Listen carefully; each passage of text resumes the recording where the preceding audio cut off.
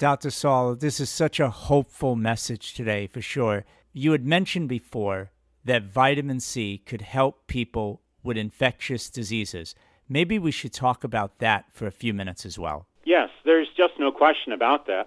The amount of vitamin C varies, though. The sicker you are, the more you need. You don't take the amount of C that you think you should need. You take the amount that works. You take the amount that gets the job done. That amount could be higher than you ever imagined. When I had viral pneumonia, and that's what happens when you don't follow the rules, I got run down. I had viral pneumonia. Now, a friend of mine was an internist. I went to see him, and he said, here's an antibiotic. And I said, wait a minute, this is viral pneumonia, you told me. He said, yeah. I said, well, antibiotics don't work against viruses. He said, no, that's for a secondary infection that might develop. There's really nothing I can give you for the virus except cough medicine and tell you to stay in bed for a couple weeks.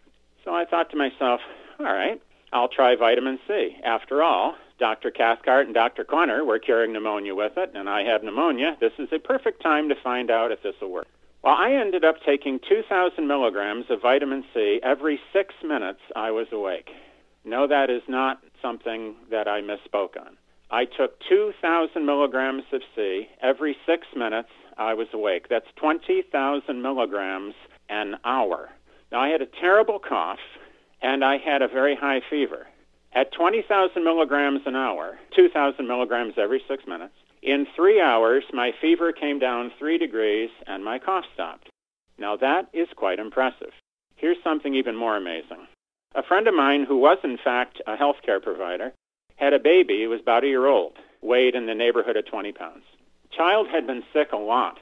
In the first year of its life, it had had 11 full courses of antibiotics in 12 months.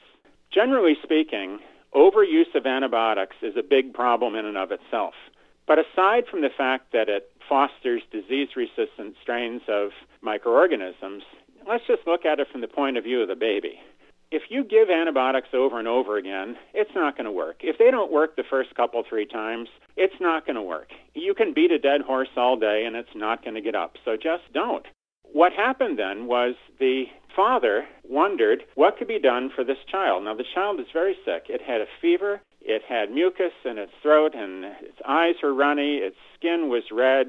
It was coughing and sneezing. It was crying, and nobody had slept for I don't know how many nights. The child was under the care of a pediatrician. They were doing everything that you could. It wasn't working.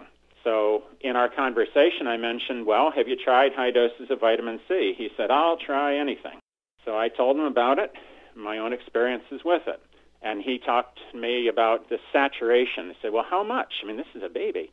I said, I really don't know.